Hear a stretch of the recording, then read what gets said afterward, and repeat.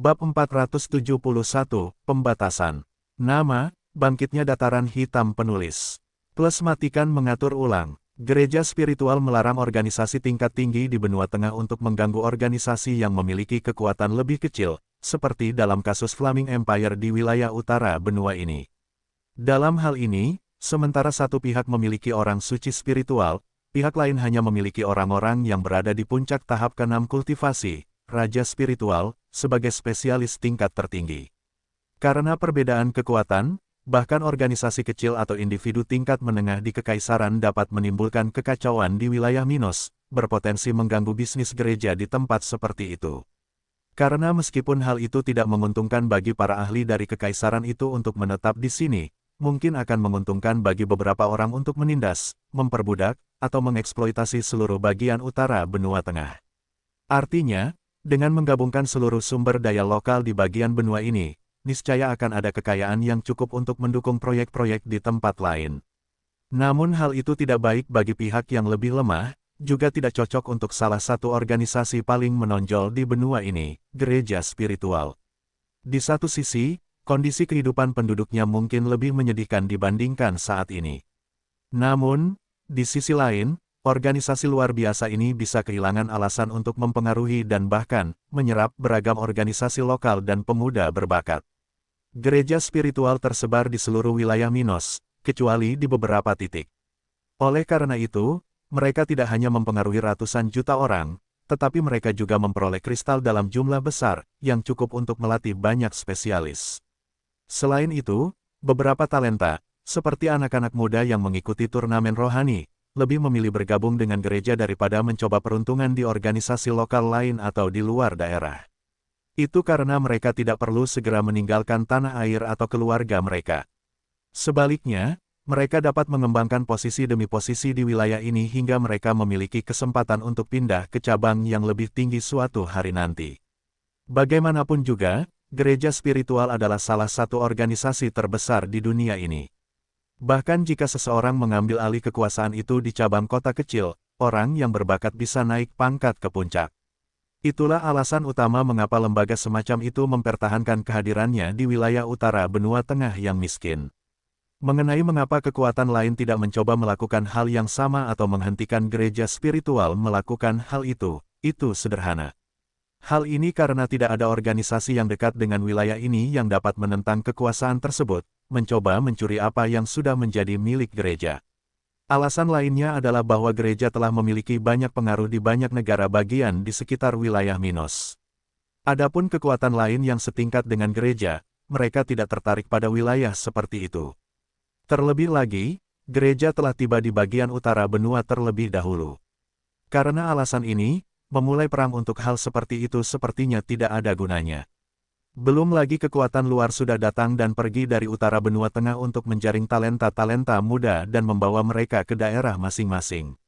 Seperti kasus yang menimpa Luke Nash, saingan muda Minos. Tindakan seperti itu bukannya ilegal, bahkan tidak dipandang negatif oleh gereja, karena kekuasaan ini membatasi wilayah-wilayah tersebut hanya untuk mencegah kekacauan di wilayah kekuasaannya. Artinya, selama kekuatan eksternal tingkat tinggi, atau orang-orang di atas level 60, tidak bertindak secara langsung untuk mempengaruhi dinamika politik lokal, organisasi tersebut tidak akan ambil pusing dengan hal tersebut. Dengan demikian, penduduk setempat diyakinkan bahwa mereka tidak akan hidup dalam kekacauan terus-menerus dan bahwa mereka dapat menjalankan iman mereka terhadap gereja spiritual dengan cara yang lebih saleh dibandingkan di tempat lain. Di sisi lain, gereja dapat terus memperoleh manfaatnya secara lokal. Bagaimanapun, karena semua ini, Ruth tidak dapat bergabung dengan organisasi Minos, karena gereja akan melihat ini sebagai sekte awan abu-abu yang mencoba mempengaruhi bagian benua ini. Dan baik Minos maupun semua orang yang ada di ruang makan saat sarapan mengetahui hal seperti itu. Sayang sekali, setidaknya untuk saat ini, Minos bergumam dengan suara rendah sambil memikirkan betapa menyenangkannya jika Ruth berada di sampingnya di tentara. Namun, meskipun dia menyesali bahwa wanita muda ini tidak bisa menjadi salah satu pilar kekuatannya, dia tidak menganggap gereja spiritual bertindak buruk mengenai hal ini. Itu karena itu nyaman baginya. Bagaimanapun, musuh potensial Dataran Hitam, keluarga kerajaan di utara benua dan beberapa kekuatan bangsawan lokal, memiliki keturunan di wilayah lain, terutama di Sekte Kekaisaran Flaming. Namun karena aturan ini, orang-orang seperti itu tidak dapat secara langsung mempengaruhi masalah-masalah lokal, atau mereka akan mengalami kerugian besar. Yang paling bisa dilakukan seseorang adalah mengirimkan beberapa sumber daya. Namun, yang pasti, Kaisar Spiritual tidak bisa bertindak langsung di wilayah ini. Oleh karena itu, peluang Minos dan Dataran Hitam untuk berturut-turut jauh lebih besar. Oh, jadi, kamu ingin aku menjadi pasukanmu? Ruth bertanya pada Minos sambil tersenyum. Wanita muda ini tidak lagi merasa aneh jika penguasa ini memikirkannya. Dia sudah mengetahui banyak hal tentang Dataran Hitam dan tahu bahwa dia tidak akan kekurangan sumber daya di sini. Oleh karena itu, tidak masuk akal jika mendengar tawaran seperti itu darinya. Tentu saja, dia tidak berpikir tempat ini akan menjadi sekuat Sekte Kekaisaran Flaming, karena hal seperti itu tidak dapat dicapai dengan mudah, bahkan dalam waktu puluhan ribu tahun. Minos lalu tersenyum padanya dan berkata dengan nada bercanda, "Itu akan bagus, tapi saat ini, tindakan seperti itu hanya akan membawa masalah bagiku, haha. Aku mungkin akan dianiaya oleh keluargamu dan Sekte Awan Kelabu bahkan sebelum gereja spiritual mengetahui hal seperti itu dan menghancurkan kita semua. Tetapi siapa yang tahu tentang masa depan? Mungkin peraturan itu akan berubah ketika kekuatan di wilayah utara mulai menghasilkan kaisar spiritual secara lokal, jadi, dia berpikir dalam hati sambil mengusap paha Abi dengan satu tangan dan tangan lainnya di punggung Ruth. Akhirnya, setelah beberapa waktu makan dan berbincang, rombongan menyelesaikan sarapan mereka, dengan Abi dan Dilian berangkat tugas mereka. Adapun Minos dan Ruth, mereka menuju ke salah satu tempat tinggal di area kunjungan mansion ini, di mana mereka dapat berbicara lebih pribadi. Saat mereka bergerak, keduanya berbicara dengan suara pelan tentang bisnis mereka. Minos, selain wanita itu, berapa banyak lagi yang kamu miliki selama ini? Apakah ada, pacar, kamu yang lain yang harus aku tangani? Ruth menanyakan hal ini dengan niat yang kuat untuk bertarung ketika dia berjalan di samping pemuda itu dan salah satu tangannya dipegang olehnya. Hahaha, teman-teman, yah, kurasa mengandalkan Abi. Dia berpura-pura mencoba mengingat sampai Ruth berhenti berjalan dan memandangnya sambil berpikir.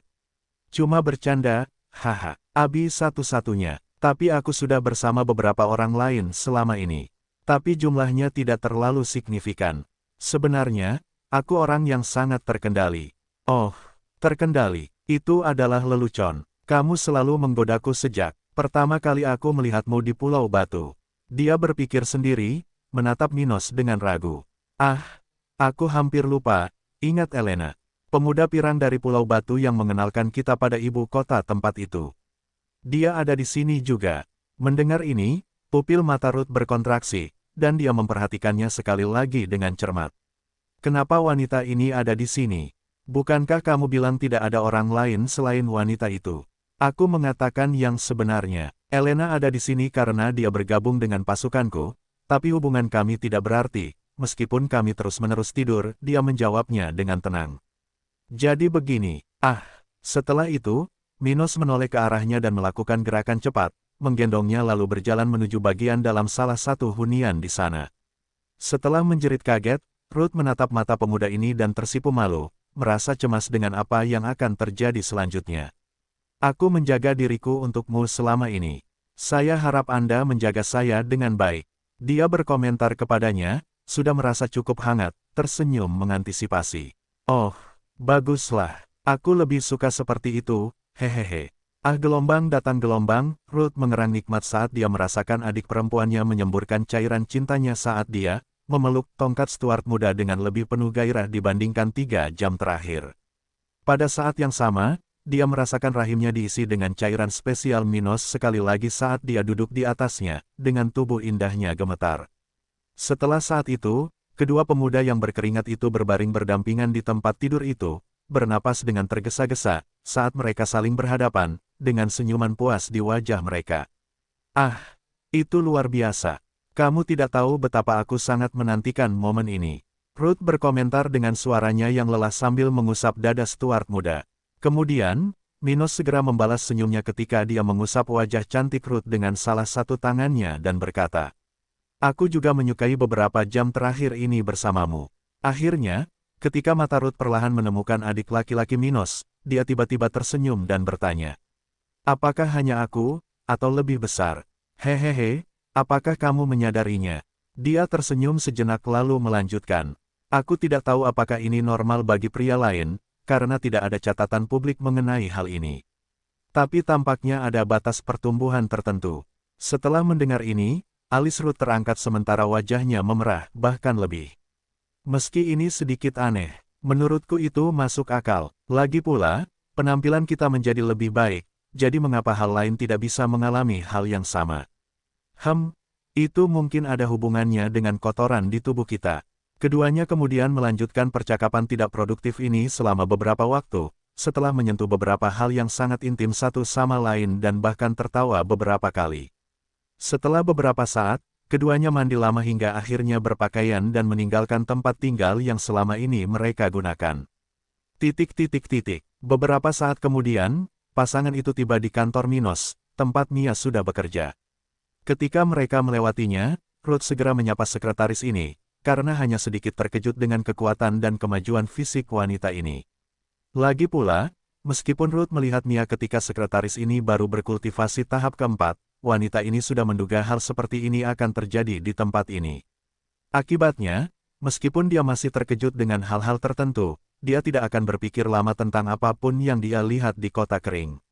Dia sudah terbiasa dengan kenyataan setempat dan belajar untuk tidak meragukan potensi dataran hitam. Dan akhirnya, pasangan itu memasuki kantor utama di tempat itu, di mana Minos harus melakukan pekerjaannya, dan Ruth ingin menghabiskan waktunya mengawasinya sebelum melakukan hal lain.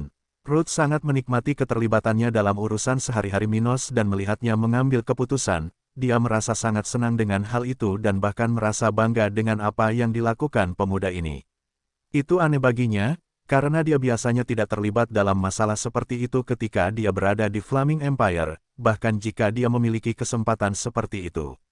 Tapi, tidak ada yang bisa dilakukan. Ruth juga seperti itu dengan Minos, dan dia merasa senang saat melakukan ini. Namun, dia tidak berniat menemani pemuda ini sepanjang hari. Tidak, Ruth tahu Minos jauh lebih cepat dalam berkultivasi daripada dia, jadi jika dia tidak ingin ketinggalan, itu akan membutuhkan banyak usaha darinya. Jadi, remaja putri ini berencana menghabiskan hanya sebagian kecil waktunya bersama Minos di saat-saat seperti ini dan akan menghabiskan seluruh waktunya, kecuali untuk bersenang-senang, berlatih, atau melakukan hal-hal produktif. Pertama, dia berencana untuk mengenal kota kering lebih baik, karena tempat ini telah mengalami banyak perbaikan sejak terakhir kali dia berada di sini. Itu karena, meski dia tidak perlu tertarik pada tempat ini seperti orang lain, dia tetap berniat tinggal di sini selama 1,5 tahun ke depan. Oleh karena itu, mengenal kota ini sekali lagi dan menemukan layanan yang dapat berguna dalam kehidupan sehari-hari akan menjadi sesuatu yang penting untuk dilakukan. Akhirnya setelah melakukan itu, ia berniat memulai rutinitas latihan. Ruth merasa dirinya bukan lagi tandingan Minos. Dan, meski melawannya bukanlah ide yang buruk, dia juga ingin menghadapi lawan yang akan memberikan tantangan padanya tanpa membahayakan peluangnya untuk menang dalam pertarungan. Karena sudah ada raja spiritual lain di sana, akan sempurna baginya untuk melawan orang-orang seperti itu. Pokoknya, saat Minos memberi perintah kepada salah satu pejabat setempat, dia akhirnya mendapat laporan dari Mia tentang 2 tentara yang ingin menemuinya. Setelah itu, kedua orang itu segera masuk ke dalam kantor Minos dan dipersilakan duduk. Sersan Humbert, jadi kamu akhirnya kembali dari kerajaan ombak ya? Minos berkata dengan senyum tulus di wajahnya. Aku sempat mengalami kesulitan dalam perjalanan pulang, tapi pada akhirnya semuanya berhasil. Selain bisa membawakan obat tuan muda dengan aman, aku juga banyak mengumpulkan teknik kelas biru dan kelas hitam, hehe. Pada saat yang sama, Humbert menjelaskan bahwa dia meminum obat tingkat Raja Minos dari cincin spasial. Itu hebat. Segera setelah itu, Minos menyimpan obatnya di cincin spasial miliknya, tidak terlalu memikirkan penampilannya. Hal seperti itu tidak ada bedanya baginya. Faktanya, saat dia merasakan fluktuasi energi yang umum terjadi pada obat-obatan tingkat raja, dia berhenti memperhatikannya dan merasa lega. Sekarang aku hanya perlu mencapai level 50, hehehe. Dia memikirkannya sejenak, melihat Ruth menatapnya dengan tatapan menarik. Akhirnya, dia melihat ke arah Humbert dan berterima kasih kepada prajurit ini atas layanannya. Sersan Humbert, jika Anda mau, kamu bisa mengambil cuti sebulan. Terima kasih, Tuan Muda. Setelah pria itu meninggalkan kantor itu, Minos memandang Joey yang menemani Humbert ke sini, dan bertanya. Lalu, Tuan Joey, topik apa yang ingin Anda bicarakan dengan saya? Ini tentang misi investigasi kota maritim, Tuan Muda. Oh, kupikir Abi yang bertanggung jawab atas ini. Kenapa kamu yang bicara padaku? Minos bertanya, tidak memahami perubahan ini. Mendengar ini, sosok tua ini menelan ludahnya dan berkata, Tuan Muda, Mes, Abi memajukan latihan militer yang akan dia lakukan nanti. Jadi, karena saya adalah orang kedua yang memegang komando dalam masalah ini, saya mengetahui hal ini. Sebelum dia melakukannya, jadi saya datang untuk memberitahu Anda tentang hal itu. Oh, jadi, itulah yang terjadi. Prajurit yang malang, pikir Minos dalam hati sambil melihat ke arah Ruth dari samping dan memahami alasannya. Di saat yang sama, Ruth tersenyum seolah dia telah memenangkan pertarungan kecil. Sepertinya dia sedikit kesal. Haha, kalau kamu seperti itu, sepertinya kamu bukan penghalang besar. Melihat reaksi Ruth, Minos menghela nafas sebentar sambil menggelengkan kepalanya ke kiri dan ke kanan. Ah, bagaimana aku bisa mengatasi ini? Namun, ia segera mengesampingkan pemikiran tersebut dan mencoba fokus pada masalah kota maritim ini. Oke. Jadi beritahu aku hasilnya. Dia berkata. Joey kemudian mulai melaporkan. Tuan Muda, semua prajurit yang dikirim ke kota itu sudah kembali, dan semua hasilnya sudah dikumpulkan. Kami menemukan bahwa pasukan musuh di kota itu terkonsentrasi dalam dua kelompok. Yang pertama adalah kelompok tentara dari keluarga kerajaan-kerajaan coklat, yang merupakan orang-orang yang dipimpin oleh penguasa kota itu. Kelompok kedua adalah perwakilan keluarga bangsawan negara, yang menggunakan kota itu untuk mengangkut barang-barang mereka, item dan berbisnis. Stuart Muda bersuara dan terus mendengarkan laporan pria ini, tidak terkejut dengan informasi ini. Minos telah mengantisipasi situasi seperti itu karena, meskipun secara geografis berada di dataran hitam, kota itu masih merupakan satu-satunya tempat di kerajaan yang memiliki pelabuhan, tempat sumber daya yang diangkut melalui laut datang dan berangkat. Oleh karena itu, aliran barang-barang berharga melalui lokasi tersebut tidaklah kecil, dan sebagian besar pemerintah daerah tidak dapat mengabaikan potensi yang dimiliki lokasi tersebut. Itu berkisar dari pemberian perintah biasa dari keluarga-keluarga ini hingga kemungkinan untuk mengenal kekuatan mulia lainnya dan berdamai dengan orang-orang yang melewati kota itu. Lagi pula, orang-orang yang sangat penting biasanya berpindah dari satu negara ke negara lain untuk menandatangani kontrak jiwa karena hal ini memerlukan kehadiran kedua belah pihak di satu tempat. Oleh karena itulah satu-satunya pelabuhan di kerajaan ini, tidak jarang orang-orang berpengaruh lewat sana ketika mereka datang dari Pulau Batu ke sini. Selain itu, variabel lain membuat titik transisi menjadi sangat penting, yang juga menarik kekuatan bangsawan ke tempat tersebut. Bagaimanapun, Joey kemudian melanjutkan pidatonya. Dari kedua kelompok ini, meskipun jumlah perwakilan keluarga bangsawan lebih sedikit, mereka pastilah yang paling sulit dihadapi, karena mereka biasanya bertemu dengan orang-orang dari luar kota maritim. Mengenai jumlah mereka kurang dari 100 individu, dan hampir semuanya berada pada tahap kultivasi kelima, tanpa satu pun raja spiritual dalam kelompok. Itu sudah diduga, karena orang-orang ini hanya ada di sana untuk mengatur negosiasi dan operasi keluarga di belakang mereka. Minos berkomentar sambil menjentikkan jarinya. Orang-orang ini akan menjadi masalah, karena mereka akan dapat melihat perubahan yang ditimbulkan oleh penggantiku. Tapi di sisi lain, aku tidak bisa mengambil risiko mengganti orang-orang ini karena ada kemungkinan seseorang dari salah satu keluarga bangsawan untuk menggantikanku, melewati tempat itu terlalu besar.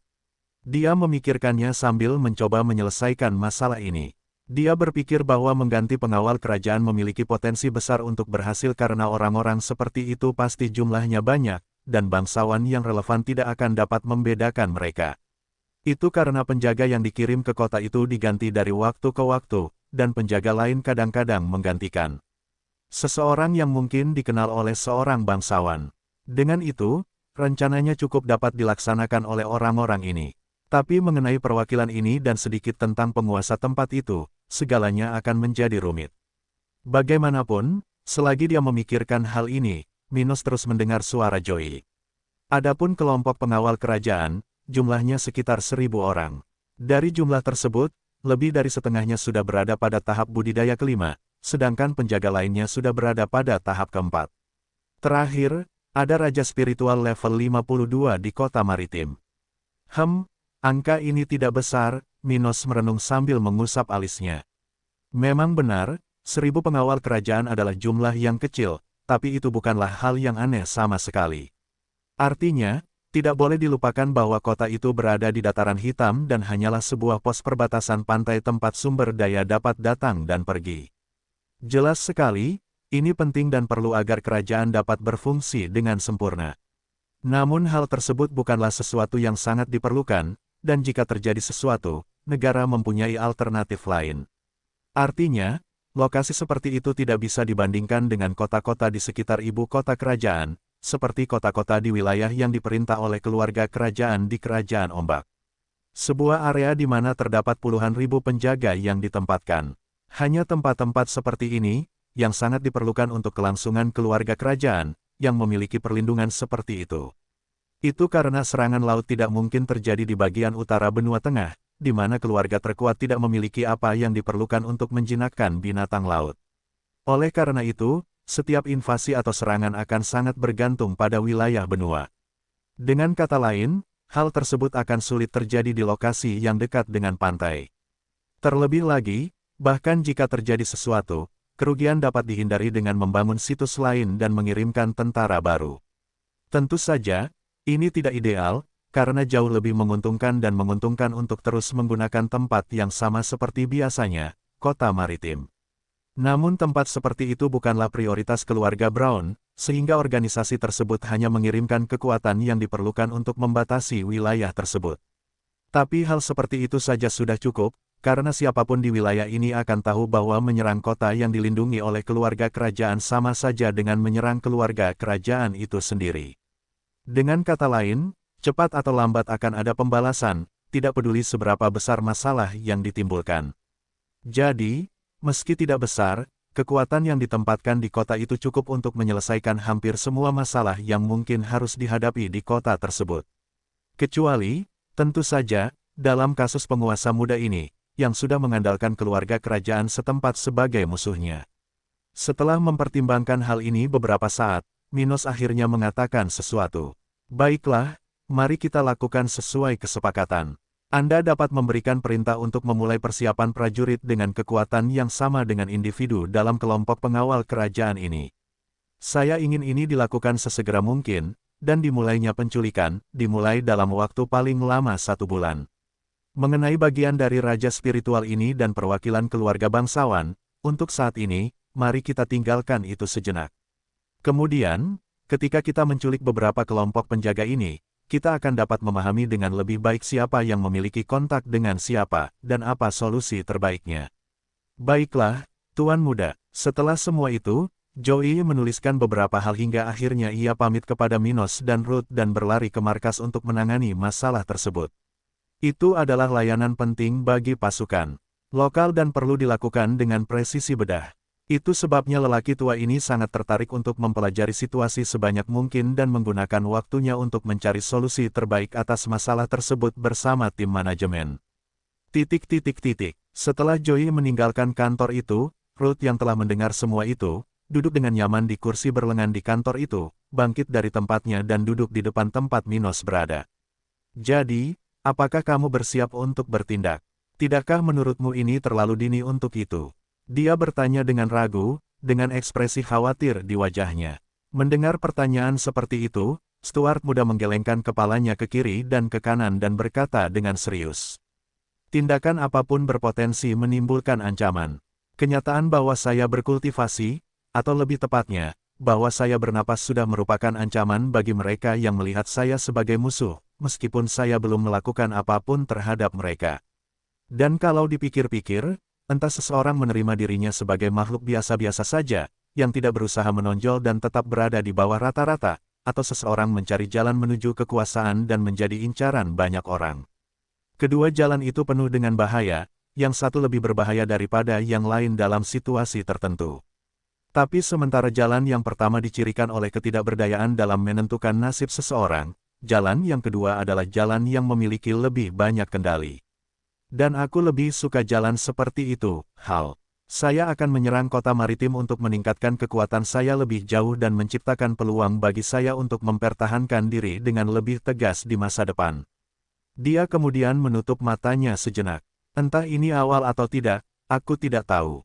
Tapi karena aku adalah pihak yang lebih lemah, aku yakin aku harus menggunakan setiap keuntungan yang ada. Termasuk menyerang terlebih dahulu. Seharian berlalu di kota kering. Dalam lebih dari 1 hari yang telah berlalu sejak kedatangan Ruth, Minos dan kedua remaja putri itu perlahan-lahan mencoba beradaptasi dengan rutinitas baru mereka. Itu karena, dengan kehadiran wanita lain dari penguasa muda ini di kota kering, tidak dapat dipungkiri bahwa sebagian dari harinya akan terpengaruh oleh hal itu. Dan itu sudah terjadi pada malam sebelumnya, ketika lagi-lagi terjadi kekacauan antara kedua wanita itu di kediaman Minos. Saat itu, Ruth ingin sekali tidur dengan pemuda tersebut. Tetap saja, Abi dengan sigap menolak kehadiran orang lain di tempat tidurnya. Faktanya, Ruth juga tidak ingin berbagi Minos dengan Abi, tapi dia sudah menempatkan dirinya pada posisi untuk tidak menuntut hal semacam itu. Lagi pula, gadis berambut biru itu sudah menjadi pacar muda Stuart, sedangkan murid Maisie masih berstatus hanya teman dekat. Dan seperti yang diduga, mereka berdua sekali lagi bertengkar. Namun meski mereka hampir bertengkar lagi, kali ini Stuart muda tidak perlu menghentikan mereka, karena saat mereka mulai lepas kendali, keduanya sudah sadar bahwa mereka akan melakukan kesalahan yang sama seperti sebelumnya. Akhirnya, Abi memenangkan pertarungan melawan Ruth mengenai siapa yang akan tidur dengan Minos. Stuart muda benar-benar ingin tidur dengan mereka berdua pada waktu yang sama. Tapi karena itu tidak mungkin, dia akan menghormati ruang pacarnya dan menghabiskan waktu bersama Ruth di waktu lain. Dan itulah yang dia setujui dengannya. Akhirnya, Ruth merasa sedikit menyesal atas semua ini karena dia datang ke sini hanya untuk bersama Minos dan bukan untuk yang lain. Tapi tidak ada yang bisa dilakukan. Wanita muda ini telah pergi selama hampir 3 tahun, dan dia memahami bahwa dia memerlukan waktu bersama Minos dan Abi untuk mendapatkan lebih banyak ruang. Dia tidak bisa datang begitu saja ke tempat ini dan berpikir dia akan mulai menetapkan peraturan. Awalnya, dia mencoba ini karena tidak ada salahnya melakukan hal seperti itu. Jika Abi lemah hingga menerima tekanan seperti itu, maka Ruth akan dengan senang hati menarik wanita itu menjauh dari Minos secara bertahap. Dan dengan semua yang terjadi pada malam sebelumnya, hari ini akan menjadi hari yang sulit bagi para prajurit tentara lokal, khususnya mereka yang akan berlatih bersama Abi. Sementara Ruth terus mengenal kota kering lebih jauh dan Abi berlatih dengan sekelompok tentara di markas besar, penduduk menjalankan urusan mereka seperti biasa. Yaitu, kecuali untuk lokasi tertentu di sisi barat kota ini. Di tempat seperti itu adalah salah satu wilayah terluar kota ini, di mana banyak bangunan baru yang perlahan-lahan dikembangkan untuk pelayanan masa depan dan penduduk kota ini. Namun di tengah lahan yang sedang dibangun ini, ada sebuah properti yang meski belum seluruhnya dibangun, namun sudah setengah jalan menuju pembangunan tersebut. Lagi pula siapapun yang lewat pasti sudah paham maksud dari tempat ini. Terdapat sebuah danau buatan berukuran sedang di bagian belakang situs, yang terlihat melalui banyaknya dinding kaca bangunan ini. Akhirnya beberapa perahu kecil berada di titik berbeda di danau itu. Sebaliknya, kapal lain dengan model serupa dipajang di depan tempat ini sebagai poster iklan. Tuan Watt, lihat toko masa depan Anda. Kami sudah menyelesaikan pekerjaannya, dan hanya beberapa detail kecil yang hilang. Seorang pria berpakaian biasa dan dengan beberapa rambut putih di kepalanya mengatakan ini kepada orang yang kelebihan berat badan dan berpakaian seperti bangsawan. Rakyat jelata kemudian melanjutkan. Kami telah menempatkan perahu dari toko Anda di lokasi, dan dalam waktu kurang dari 10 hari, kami akan menyelesaikan pembangunan tempat ini.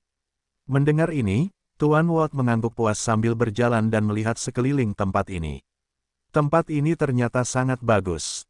Kalian dari kota kering cepat dan pandai dalam apa yang kalian lakukan. Ucapnya memuji melihat hasil awal pekerjaan ini. Robin kecil tidak mengecewakan kita. Meskipun dia baru saja keluar untuk menjelajah benua, dia tidak melupakan keluarganya ketika dia menemukan kesempatan seperti itu. Ah, aku tidak gagal sebagai seorang ayah. Tuan Watt berpikir dalam hati sambil tersenyum dan merasa sangat senang dengan saran yang dilontarkan putrinya beberapa bulan yang lalu. Robin telah menghubungi keluarganya sesaat sebelum bergabung dengan pasukan elit, setelah pada saat itu mengambil segala tindakan pencegahan untuk menarik keluarganya ke kota kering. Akhirnya, setelah beberapa saat, ayah Robin, Watt, berhasil mengunjungi kota ini dan memahami mengapa putrinya begitu ngotot datang ke sini. Artinya, kota seperti itu merupakan peluang yang sangat besar, karena tidak ada toko yang khusus menjual perahu secara lokal. Bahkan jika ada, tidak ada perusahaan lokal kota kering yang dapat bersaing dengan keluarga dengan pengalaman berabad-abad, yang bahkan dapat bersaing dengan kekuatan mulia yang besar dari Pulau Batu. Terakhir, meskipun kota ini tidak memiliki sungai, sungai-sungai regional mengalir melalui dataran hitam, tempat biasanya keluarga nelayan mencari hasil bumi. Selain itu, dataran hitam memiliki pantai yang tentunya memiliki banyak potensi, dan ayah Robin mau tidak mau memahami semua hal tersebut setelah mengetahui tempat ini. Dengan itu, dia memutuskan untuk membuka cabang toko keluarganya di wilayah Stuart Muda untuk mengamankan posisi penjual perahu kualitas pertama secara lokal. Pada awalnya, dia tidak berharap untuk menjual kapal-kapal besar, bahkan kapal-kapal berukuran sedang, karena tidak ada permintaan untuk barang seperti itu di tempat ini saat ini, kecuali, tentu saja, untuk penguasa setempat. Alasan lainnya adalah lokasi produksi kapal sebesar ini perlu berlokasi dekat dengan perairan yang luas. Namun sayangnya, mereka yang berada di dataran hitam ditemukan jauh dari kota Minos, tanpa perlindungan atau peluang. Oleh karena itu, tidak ada gunanya berinvestasi besar-besaran di wilayah ini, apalagi jika mereka pindah ke sini sekaligus. Tidak, mitra dagang terbesar keluarga Robin berada di Pulau Batu, dan mungkin perlu waktu bertahun-tahun sebelum dataran hitam berpotensi melampaui hal semacam itu. Oleh karena itu, toko milik keluarga muda Robin ini hanya akan memproduksi dan menjual perahu kecil, yang memiliki ruang di pasar lokal saat ini. Dan untuk hal seperti itu, investasinya tidak perlu besar, dan lokasi pembangunannya juga tidak perlu dekat dengan saluran air utama. Tidak, yang mereka perlukan hanyalah sebuah danau buatan untuk menguji beberapa fungsi perahu mereka dan kemudian gerobak untuk mengangkut barang-barang ini ke tempat di mana barang-barang itu akan digunakan. Bagaimanapun, setelah beberapa waktu mengetahui struktur toko yang sudah siap, Watt berjalan keluar properti ini, di mana sebuah papan besar sedang dicat. Bunyinya, kapal Atwater. Melihat nama ayahnya dilukis, Watt perlahan meninggalkan tempat itu sambil memikirkan untuk kembali ke Pulau Batu. Ayah akan senang dengan Robin muda ketika dia mengetahui semua ini. Dengan kesempatan ini, mungkin dia akhirnya bisa mencapai level 50, dan keluarga kita akan bangkit. Ah, tapi aku tidak boleh lupa untuk berhati-hati saat aku kembali ke Pulau Batu, atau saingan kita bisa menemukan tempat ini, dan mereka akan menggunakannya untuk melawan kita. Jadi, dia berpikir sendiri sambil memikirkan apa yang harus dia lakukan selanjutnya. Yah, aku sudah harus mampir ke kerajaan Cromwell dalam beberapa bulan, jadi aku akan mengambil kesempatan ini untuk mengunjungi beberapa teman dan melewati tempat itu. Beberapa hari kemudian, di ibu kota Pulau Batu, ada bagian kota di mana sebuah bangunan besar berada, menempati seluruh blok kota. Tempat itu cukup besar dan memiliki lingkungan tanpa pemisah apapun. Hanya halaman rumput alami yang memisahkan trotoar jalan dari bagian luar tempat ini. Properti ini memiliki gaya yang, meskipun tidak unik, adalah sesuatu yang mudah dikenali oleh siapapun di negara bagian ini, atau siapapun di benua tengah saat melihatnya. Bagaimanapun, kuil-kuil gereja spiritual semuanya serupa dalam hal desain arsitektur dan tersebar di ribuan kota di benua besar ini. Lebih jauh lagi, para anggota organisasi ini, dengan jubah terkenal dengan warna berbeda-beda, adalah sesuatu yang hanya ada pada kekuatan ini, yang akan membedakan mereka bahkan lebih dari organisasi lain. Selain itu, seperti yang terlihat di kota-kota besar lainnya, selalu ada puluhan orang yang berdiri di depan kuil gereja spiritual. Mereka adalah para penganut atau orang-orang yang secara budaya terpengaruh dengan kehadiran organisasi ini. Gereja spiritual adalah sebuah agama, namun juga merupakan simbol kebanggaan bagi banyak orang. Simbol sejarah manusia di dunia spiritual yang luas ini, sangat besar dan bagi banyak orang, tak terbatas. Akibatnya, individu-individu tersebut secara alami berusaha untuk mengetahui organisasi ini, kunjungi tempat-tempat unik, dan menjadi bagian dari keberadaan ini, meskipun hanya mengamatinya dari jauh. Namun saat para pengikut gereja spiritual membuat kehadiran mereka terasa di sekitar cabang yang bertanggung jawab atas Pulau Batu ini, tiga pria berjalan di koridor besar di dalam kuil ini, berbicara dengan sungguh-sungguh. Salah satu dari mereka mengenakan jubah ungu dan berjalan di depan dua lainnya, yang tidak mengenakan pakaian khas gereja. Sebaliknya, mereka mengenakan pakaian bergaya bangsawan, yang biasanya terlihat pada orang-orang yang berstandar regional tinggi. Anggota gereja spiritual ini adalah salah satu dari 10 uskup cabang di Pulau Batu ini, salah satu orang yang bertanggung jawab atas pemerintahan lokal. Selain itu, tidak ada anggota lain dari organisasi ini dalam budidaya tahap ke-6 di Batu Tua, karena tempat ini hanya mengelola sebagian cabang kecil di negara bagian tersebut. Adapun hierarki regionalnya, lokasi ini dikendalikan langsung oleh cabang Kerajaan Ombak, markas besar regional kekuatan itu. Bagaimanapun, saat mereka berjalan menyusuri koridor itu, kedua lelaki tua berpakaian seperti bangsawan itu semakin cemas tentang apa yang akan terjadi selanjutnya. Itu karena, setelah berbulan-bulan melakukan penyelidikan terhadap suatu masalah tertentu dan menunggu berminggu-minggu, mereka akhirnya punya waktu untuk mendiskusikan masalah mereka dengan dewan di cabang ini. Itu bukan hal kecil, dan masalah kedua pria ini, atau lebih tepatnya keluarga di belakang mereka, bisa terselesaikan jika usaha mereka berhasil. Mereka kemudian mendengar suara uskup itu. "Ayo masuk, 9 saudara laki-lakiku sudah menunggumu." Keduanya mengangguk dan kemudian memasuki sebuah ruangan besar, di mana terdapat meja berbentuk U, di sekelilingnya terdapat 9 orang lainnya, dan sebuah kursi kosong tempat lelaki tua itu segera duduk. Mereka menghadapi 10 tetua itu sampai mereka mendengar suara pemimpinnya. "Raffel, Duncan, kudengar keluarga Allen sedang berperang dagang dengan keluarga Nash. Jangan bilang kamu datang membuang-buang waktu untuk membicarakannya." Raffel Allen dan Duncan Allen masing-masing adalah tetua tertinggi dan kepala keluarga Allen saat ini. Dan hari ini, mereka berada di cabang gereja spiritual ini untuk mencoba rencana baru yang mereka pikirkan tepat setelah insiden di pangkalan Angkatan Laut Tentara Dataran Hitam. Akhirnya, mendengar suara raja spiritual itu, pemimpin pos ini, kedua lelaki tua itu saling memandang sejenak hingga sang patriark mulai berbicara. "Uskup Son, memang ada hubungannya dengan masalah ini, namun kita di sini bukan untuk membicarakan keluarga Nash semata, melainkan kekuatan di belakang mereka." "Oh, ini lagi?" "Ya." Pria yang terlihat sangat tua, penuh kerutan di wajahnya, berkomentar dengan suara pelan, mengingat pengalamannya selama lebih dari 1000 tahun. Bukan hal yang aneh bagi negara-negara lokal untuk mencoba memanfaatkan gereja demi keuntungan mereka dalam berperang melawan musuh-musuh regional. Namun karena gereja biasanya tidak terlibat dalam skema ini, biasanya orang-orang seperti Duncan mengemukakan gagasan bahwa kekuatan luar perlu dihentikan oleh gereja. "Nah, Anda sudah mengadakan pertemuan ini, jadi aku akan memberimu kesempatan." Pemimpin lama kelompok ini kemudian melihat ke arah pria yang telah menemani patriark dan tetua tertinggi keluarga Allen ke tempat ini dan berkata, "Josh, kamu bertanggung jawab memeriksa masalah ini, kan?" "Ya, Saudara Son, saya menerima pengaduan dari keluarga Allen dan memeriksa semua bukti yang disajikan." Josh segera merespons, Baiklah, baiklah. Duncan dan Rolf, mari kita dengarkan keluhan Anda dan kemudian pendapat Josh tentang masalah tersebut. Setelah itu, jika Anda tidak mendapatkan 5 suara kami, tinggalkan saja, karena kami tidak akan menerima Anda untuk membicarakannya itu lagi." "Kami mengerti, Uskup Son. Jadi, mulailah. Kamu punya waktu 5 menit untuk mengatakan apa yang kamu inginkan." Setelah itu, Duncan langsung memulai bandingnya. "Uskup Son, para uskup, saya di sini karena saya yakin keluarga Nash dimanfaatkan oleh kekuatan luar yang bermaksud mengambil alih Pulau Batu.